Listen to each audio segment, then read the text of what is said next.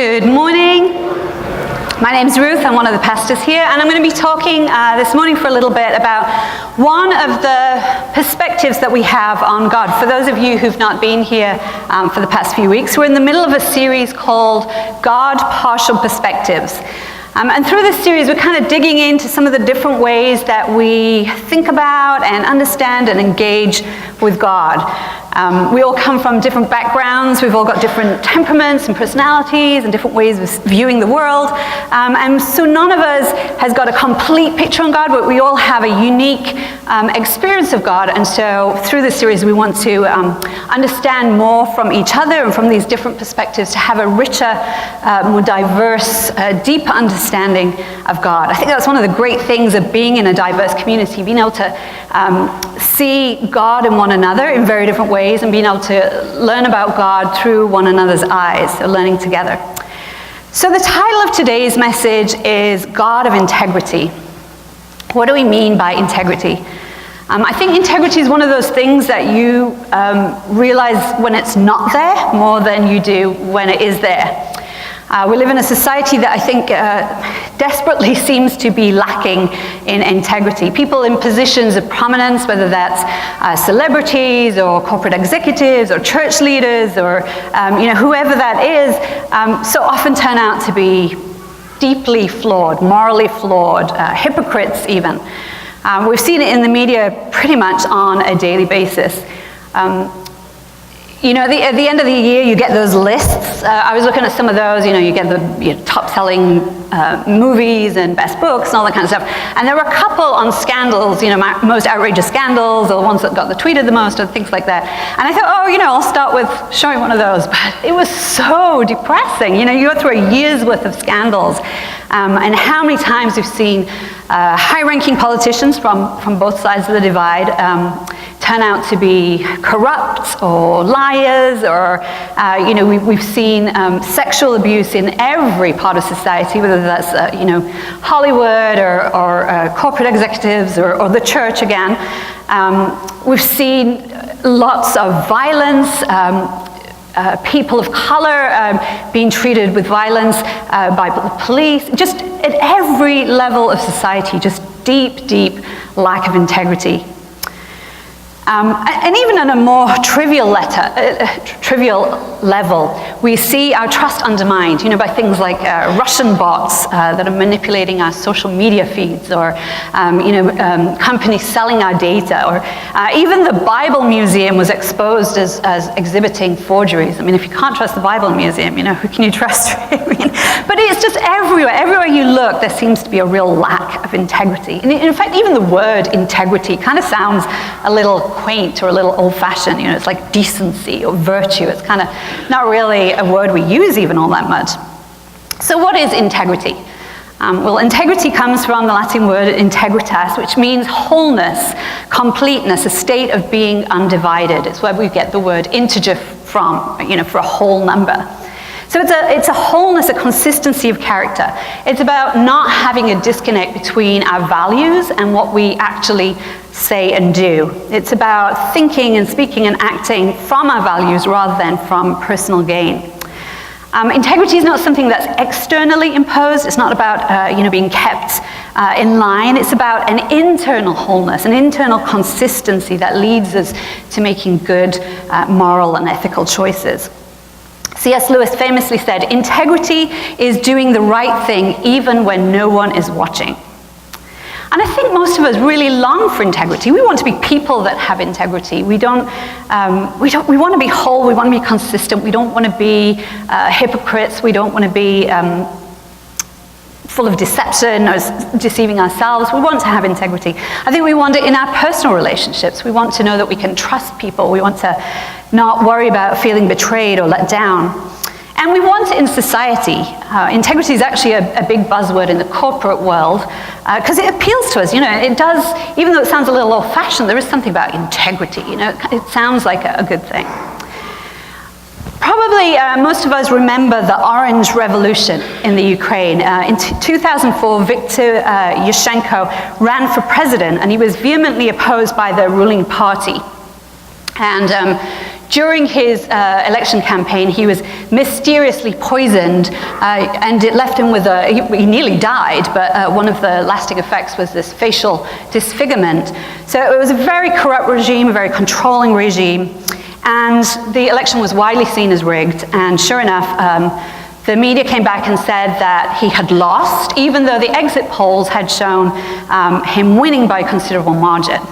So 3 days after the election, when there was an official announcement on the state-run main channel, UT1, that indeed the sitting president had been re-elected, Natalia Dmytruk, well, this is not a very clear picture, but she was in the bottom corner signing for the deaf. And so the announcement was read that the president had won again, been re-elected, but instead of following the official script, she instead signed this: "I'm addressing everyone who is deaf in Ukraine. Our president is Viktor Yushchenko. Do not trust the results of the Central Election Committee. They are all lies. And I'm very ashamed to translate such lies to you. Maybe you will see me again." And this brave act inspired 250 of her colleagues at UT1 to go on strike immediately. And very soon other journalists joined in. They also started reporting some of the irregularities at the polls, and other people joined in. And very quickly this became a big movement and led to the downfall. It led to the Orange Revolution, which led to the downfall of the ruling party. But I think, if you could put that picture back up, I think this is a great picture of what integrity is. Natalia Dmytruk couldn't control the whole screen. She couldn't control the script that was being read. But in her corner, where she did control, she was going to stay true to what she saw as being true, to her values. She was, even though she thought it would probably have a very big, potentially a very big cost for her. And actually, that ended up making a huge difference. So I think that's a good kind of picture for us of what integrity is about. Jesus, of course, is our ultimate model of integrity. Jesus shows us what a God of integrity looks like. We read in Hebrews 1, "The Son is the radiance of God's glory and the exact representation of his being." I like how the Message version translates that. "The Son perfectly mirrors God and is stamped with God's nature." Jesus himself said, "If you've seen me, you've seen the Father." So if we want to know what a God of integrity looks like, we can look at Jesus. And the gospel accounts of Jesus' life show us someone who really lived his values rather than living for personal gain. I think the story of Jesus being tempted in the wilderness is perhaps the classic example of Jesus refusing to take the easy way out of living a way that would benefit him, and instead, not using his powers that way, but really living out his values. We read that story a few weeks ago, you might remember, at Epiphany, and it's a well-known story. We're not going to read it today. But temptation, of course, is not just kind of this one-off thing. It's something that we face every day, and something that I'm sure Jesus struggled with every day, just like we all do. But that temptation story in the Gospels, I think, is interesting because it's kind of presented in very stark terms. It has, I think we've got a few paintings too that kind of illustrate this, so you can look at the same time. But Jesus is tempted by the devil, we're told. And there are wild animals prowling around. And then on the other side, we have these angels. So it's presented, I think, deliberately in a kind of a confrontational, adversarial kind of way. It's a battle between good and evil, light and darkness. I think we all have times where temptation can be like that, where there's a very clear way that we could do something that would be to our own advantage, but we know it's not right. And it's clearly not the right thing to do, and then there's the other thing that we could do. And I think in some ways, situations like that are fairly easy to deal with. We kind of, know how we should respond. If you think, oh, this is the devil tempting me, well, clearly, you know how to respond. A few years ago, I was asked to provide some input on a multi-million-dollar contract that the government was putting out, where there was a clear conflict of interest. My firm was actually bidding on it, and if I had been asked, if I'd responded to the invitation to intervene in the way that I was being asked, we probably would have won it, but it was a clear conflict of interest. So I said, I can't do that, and explained why. And the government representative said, "Oh, Ruth's a good woman." And I was so proud of that. Yes, I'm a good woman. But clearly it wasn't true, because it was so obviously a conflict of interest. If I'd got found out, it would have, been I would have been in serious trouble, So those kind of things actually can end up being kind of easy choices. But unfortunately, I think a lot of the time, temptation is much less obvious than that. I think, we get tired, we get cranky, we don't really want to be bothered doing what we know we should do, but it's kind of a little thing anyway, maybe it doesn't matter. We don't want to go the extra mile, we snap back at the person who's mean to us, or we say something that's not technically 100% true, but, we've all been in those situations. We've probably all read the Sermon on the Mount, that wonderful summary of Jesus' teachings in which we're told to love our enemies and give generously to those in need and not judge other people and be true to our word and, all those kind of things. And we know that. We know what we should do. But on a daily basis, sometimes it can seem like a little bit too much effort. Why should I try my best when not everybody else seems to? Why shouldn't I get mad and yell at people and act out while other people do that? Why shouldn't I join in gossip? It's not really hurting anyone. Those kind of things, they're not, showdowns with the devil. This is not the cosmic battle between good and evil, maybe. I don't think it's even necessarily a decisive test of our character. But each of those little interactions can represent a disconnect between our values and how we actually live out our life. It represents a lack of wholeness, a lack of consistency, a lack of integrity. And we don't see that in Jesus. Jesus taught repeatedly that we need to love everyone, no exceptions. And we read towards the end of Jesus' life these amazing verses in Luke's gospel. When they came to the place called the Skull, they crucified him there along with the criminals, one on his right, the other on the left. Jesus said, "Father, forgive them, for they do not know what they are doing." These are amazing words. Jesus forgiving people as in the very act of them putting him to death. But this strikes me as one of those cosmic moments, right? This is the good versus evil. How will you react in the most extreme circumstances? I think something that for me speaks more of Jesus' integrity is this story in Mark 6. The apostles gathered around Jesus and reported to him all that they had done and taught. Then, because so many people were coming and going that they did not even have a chance to eat, he said to them, "Come with me by yourselves to a quiet place and get some rest." So they went away by themselves in a boat to a solitary place. But many who saw them leaving recognized them and ran on foot from all the towns and got there ahead of them. When Jesus landed and saw a large crowd, he had compassion on them because they were like sheep without a shepherd. So he began teaching them many things. Jesus and his disciples had got every right to take time away, right? To eat, to rest, to not have to be on, not have to be teaching people all the time, there for people all the time. It wasn't selfish to want to get away. I think, actually it was very sensible to want to do that. But when Jesus saw the crowds, he had compassion. He loved them. It wasn't fair that they were asking him to do yet more teaching when he'd been doing that all the time. He was tired, he was hungry, but he had compassion. It wasn't to do with what was fair, what was right. It wasn't about what the law says. It wasn't even about social obligations. This was just compassion. Jesus loved them and responded to their need. I think we see another example of this kind of integrity in the story of Jesus when he's been resurrected on the beach with Peter, Simon Peter. He has both those names. And when Jesus, as you may remember, was arrested and was being tried by the religious authorities, Peter, or Simon Peter, actually denied even knowing Jesus. He did that 3 times. Said he didn't even know him. He wasn't one of the followers. And after Jesus' death and resurrection, Jesus meets with some of his disciples on the beach. And it seems that he goes for a walk with Peter and has this one-on-one conversation. And I think if I was in Jesus' sandals, I would have responded to Peter in one of 2 ways. I think I would have either, really let him have it. You betrayed me in my hour of need. What kind of a person are you, kind of a thing. Or maybe I just wouldn't really have said anything, been a little bit more distant, just kind of thought to myself, well, I'll remember that I can't trust you next time. But Jesus doesn't respond in either of those ways. This is what Jesus says. So when they had finished eating, Jesus said to Simon Peter, "Simon, son of John, do you love me more than these?" "Yes, Lord," he said, "you know that I love you." Jesus said, "Feed my lambs." Again, Jesus said, "Simon, son of John, do you love me?" He answered, "Yes, Lord, you know that I love you." Jesus said, "Take care of my sheep."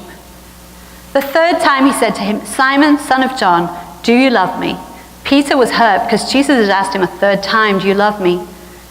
He said, "Lord, you know all things. You know that I love you." And Jesus said, "Feed my sheep." Jesus provides Peter with something of a do-over here. He gives him an opportunity to reaffirm his love 3 times. And Peter knows what's going on. It's the third time. It's pretty obvious what Jesus is doing here. And it's hurtful, but at the same time, it brings it out in the open. And Jesus takes that opportunity to reaffirm his trust in Peter, his confidence in him. Again, this has nothing to do with what was the right thing to do necessarily, or fair or just. It's about love. What was the loving thing to do? Being honest and talking about this, but in a way that is just so full of love. In the Sermon on the Mount, which we just mentioned earlier, Jesus famously said that his followers should be salt and light, and that we should be careful not to hide our light or not to lose our saltiness. Society needs salt and needs light. Salt gives flavor, it's a preservative, it's necessary for life. And we see this light, we see this salt in Jesus consistently. Jesus lived a life that was full of love.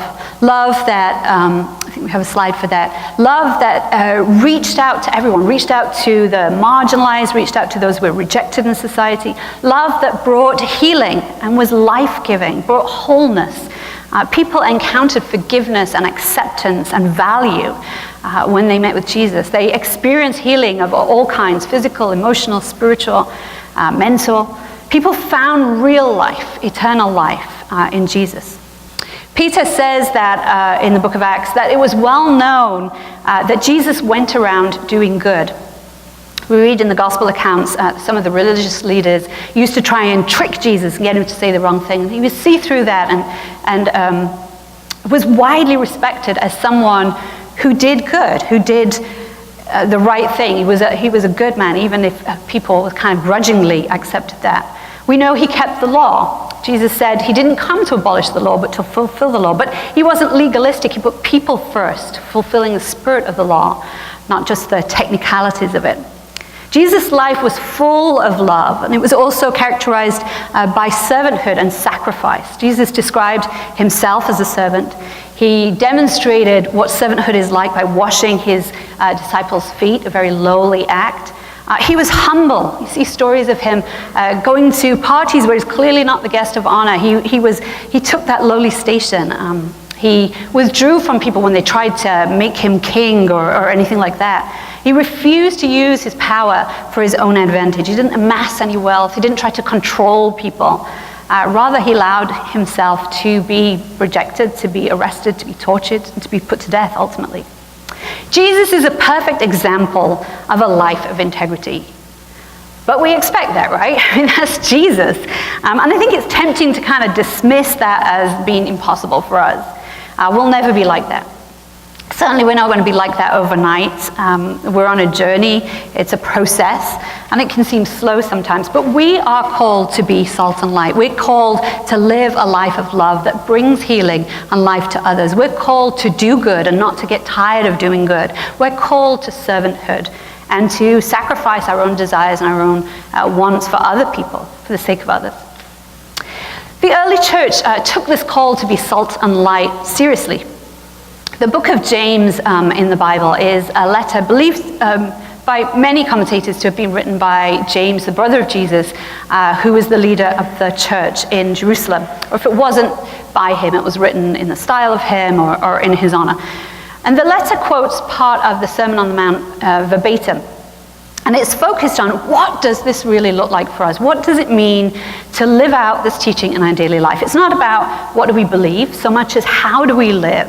How do we live as salt and as light? How do we live in a society that doesn't value love that much? There isn't a whole lot of love. There isn't a whole lot of integrity. What does that mean for us?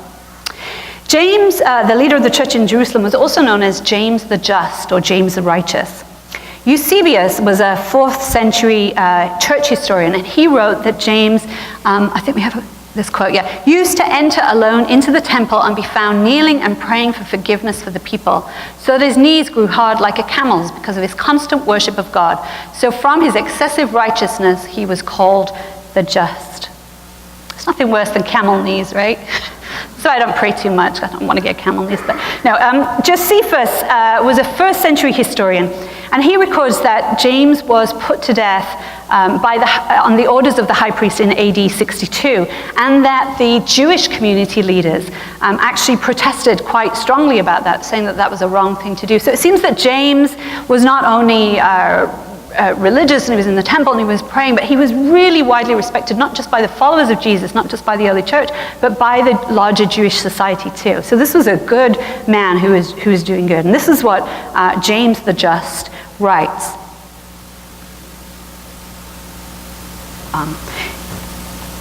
Next one. Get rid of all moral filth and the evil that is so prevalent, and humbly accept the word planted in you, which can save you. Do not merely listen to the word and so deceive yourselves. Do what it says. Anyone who listens to the word but does not do what it says is like someone who looks at his face in a mirror and, after looking at himself, goes away and immediately forgets what he looks like. But whoever looks intently into the perfect law that gives freedom and continues in it, not forgetting what they've heard but doing it, they will be blessed in what they do. Those who consider themselves religious and yet do not keep a tight rein on their tongues deceive themselves, and their religion is worthless. Religion that God our Father accepts as pure and faultless is this: to look after orphans and widows in their distress, and to keep oneself from being polluted by the world. So according to James, there's no point at all in just listening to what Jesus said unless we also put it into practice by watching what we say, by caring for the vulnerable and the marginalized, and by staying pure, staying not polluted, staying salty, living that life of love, not just doing what we see other people doing. This is according to the word that's planted within us, James said. It's not about adhering to external laws. It's about the Spirit of Christ within us, leading us to lead a consistently loving life, a life of integrity.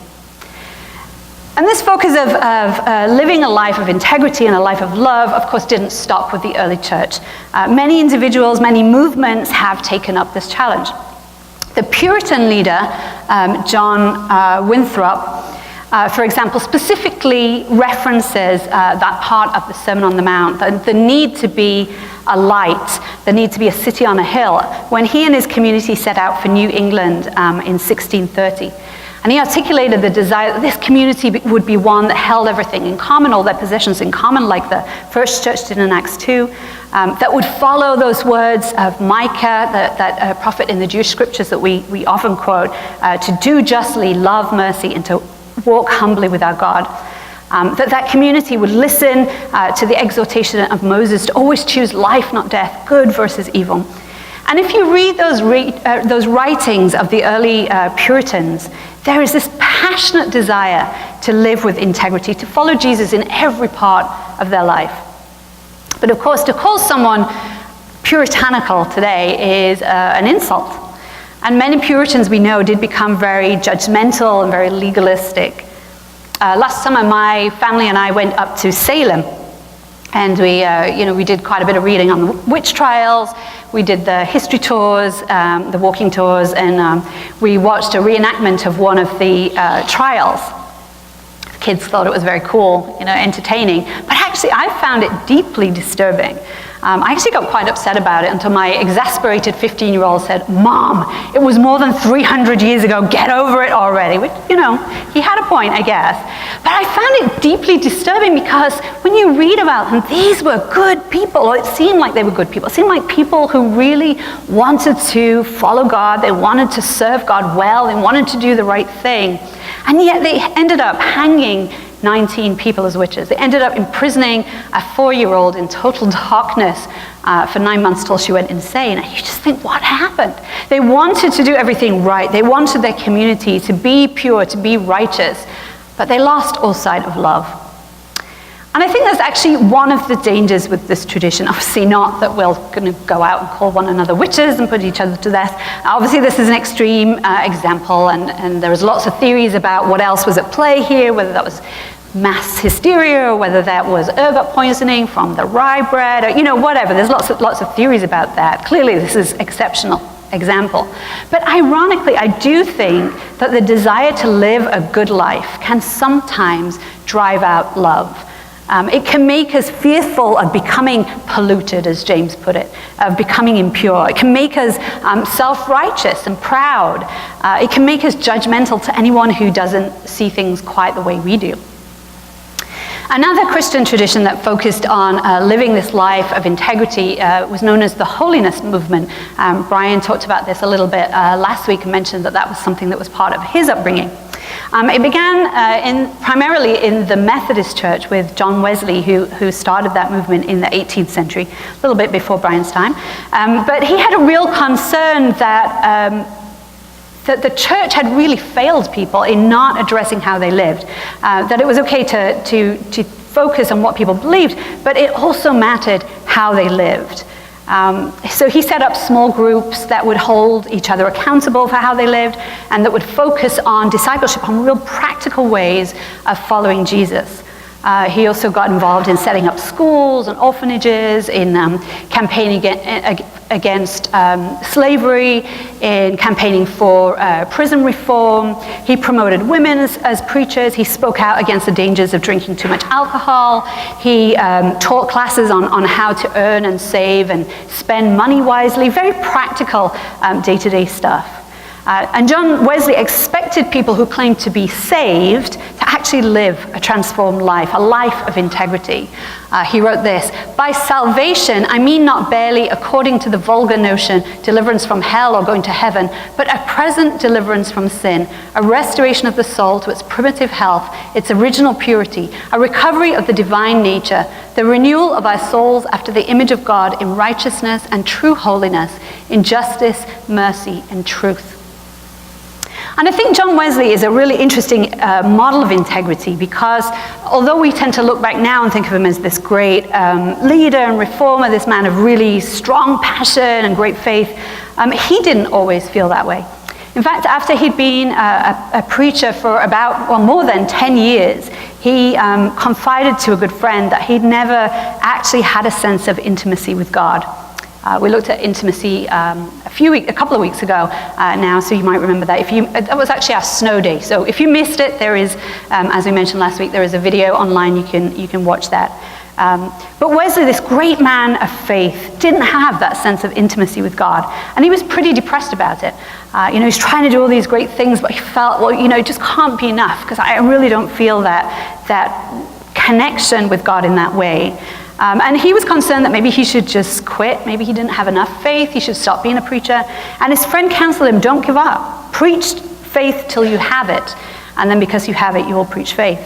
And 2 months later, he went to a service. And while he was listening to the message, he had some kind of an experience, and he later recorded in his journal, "I felt my heart strangely warmed." He realized, and I quote, "It is not Christ and good works, but Christ alone who saves, resulting in good works." So John Wesley was committed to living rightly, to helping others live rightly, to live with integrity. But he realized that at that moment that it wasn't that was going to make God accept him and love him and win God's favor, that he had that already. That John Wesley's integrity didn't save him, but the fact that he was saved, the fact that he knew he was accepted and loved by God, that led to that inner transformation, that inner wholeness that enabled him to live a life of integrity. Wesley also had continued to be faithful for 10 years, more than 10 years, even when he didn't feel like it, even when he was depressed about it and felt distant from God. And I think that's another aspect of integrity, of being consistent, being undivided, even when we don't feel like it. And we've talked before about the hiddenness of God, how sometimes it can be hard to see God as being very present, how we don't always feel that sense of intimacy with God, particularly sometimes when times are hard. And I know I've shared this quote before, but it's one of my favorites. I'd credit it with keeping me on track more than once in my own life. It's from a book by C.S. Lewis called Screwtape Letters, which was written, obviously it's fiction, it was written as a conversation letters between a senior demon called Screwtape and a junior tempter called Wormwood. And Screwtape is giving Wormwood instructions about how to thwart the plans of the enemy, i.e. God. And this was what Screwtape writes. "Our cause is never more in danger than when a human, no longer desiring, but still intending to do our enemy's will, looks around upon a universe from which every trace of him seems to have vanished, and asks why he has been forsaken and still obeys. How do we behave when no one's looking? How do we behave when it feels like maybe God is not even looking? I think maybe that is the test of our integrity. Living out our values is, of course, something that's very important to us here at Cedar Ridge. It's a central part of our vision and discipleship. That practical following Jesus in our everyday lives is something that we focus on quite a lot. In our vision, we have these sentences. Imagine a community of people devoted to following Jesus together, learning to live like him and helping one another grow in their relationship with God, where we are gradually transformed to become better people, better friends, better family members, better workers, better neighbors, becoming people who enjoy life to the full and who can also deal with adversity well, learning to grow through failure and suffering. We want to be more like Jesus, not by following a set of rules or just trying really, really hard, but by being gradually transformed from within. And we want that to impact every part of our lives, our work life, our family life, our community life. We want that to affect everything. We're committed to following Jesus, and we know that requires effort. We often describe it as being on a journey. We haven't arrived for sure, but we hope we're making progress. We're intentionally we're putting one foot in front of the other. We're not just sitting back and waiting for transformation to just happen to us.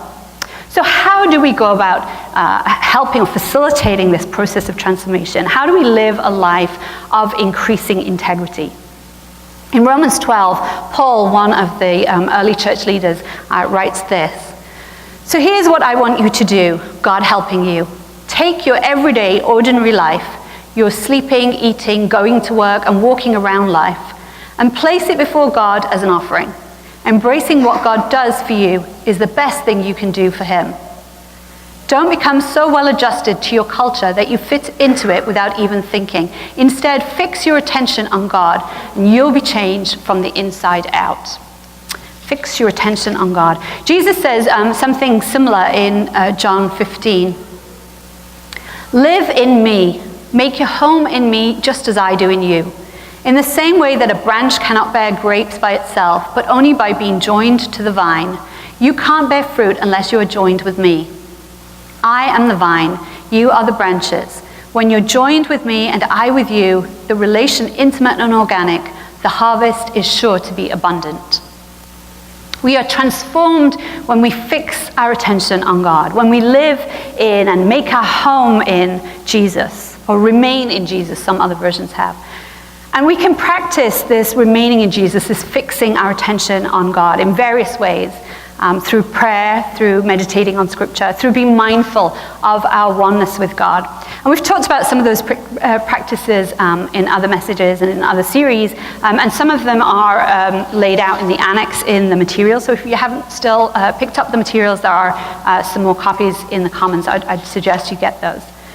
But as we connect with God, we may begin to identify areas of our lives that feel like they are a little inconsistent with our values. Areas where maybe our conscience is not too easy, or we just feel like we're not really being our true self. How consistent is our life? I think it's good to actually take some time and stop and really ask ourselves that. How consistent in those different areas of our life?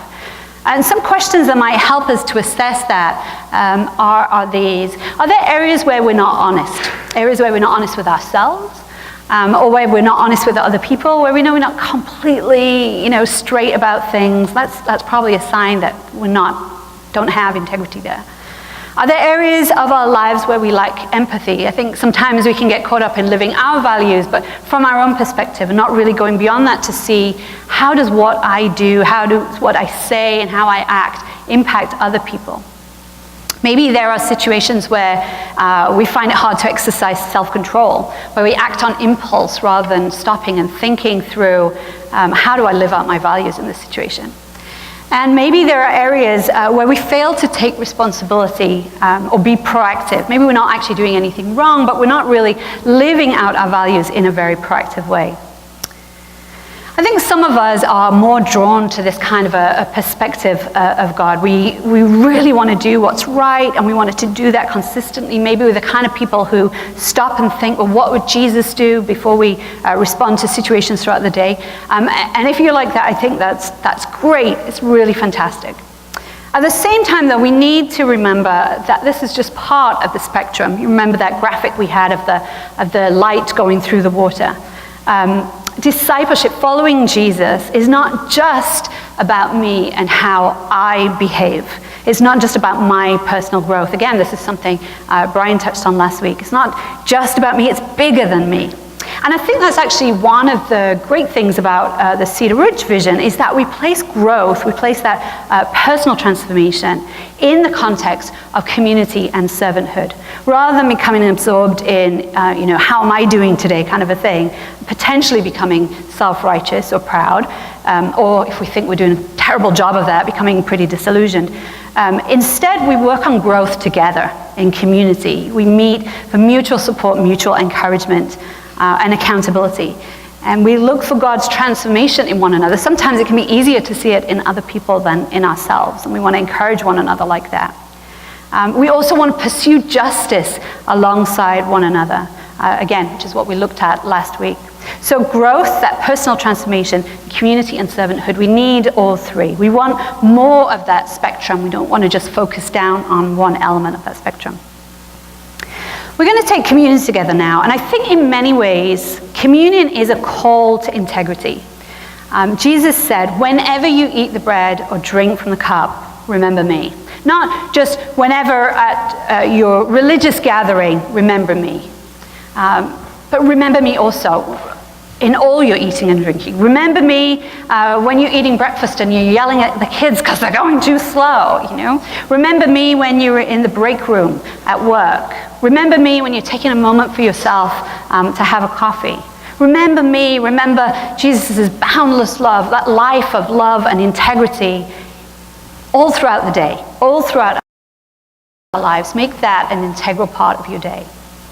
But we also spend time here coming together intentionally as a community to eat and drink and remember Jesus together, as a symbol that we are one, that we're one with each other and we're one with God. We are branches of that true vine. Together we are fixing our attention on God. Together we are committing to abiding in God, to remaining in Jesus, to being changed from the inside out. Together we want to support and encourage each other to be salt and light and to live our values. So let's pray together. Jesus, you call us to follow you in every aspect of our lives. And sometimes that can seem daunting and difficult and exhausting. But we thank you that you don't just leave it to us, that you are one with us, that you empower us, that you are with us and in us in that you are transforming us from the inside out. We thank you that we are one with you, that we can make our home in you, that you have made your home in us. Help us to live lives of integrity. Help us not to grow weary of doing good, of being salt and light. We know there's so much of life that we don't control, so much of that screen, as it were, that we don't control. But help us in our corner to do what we can, to live out our values and to live a life of love that reflects the incredible love that you have for us and for our world. Amen. I'm going to take some time now to respond. You can come and receive communion and serve yourselves at the tables at the side or in the middle, or be served by the servers at the side. You can also pray with someone at the back. If there's something you'd like to pray about, we'd love to do that. You can also write out a prayer and put it in the frames at the back, and a team of people will pray for you during the week. You can make a financial offering, light a candle, sit quietly, or sing along with the music. So when you're ready, please feel free to respond.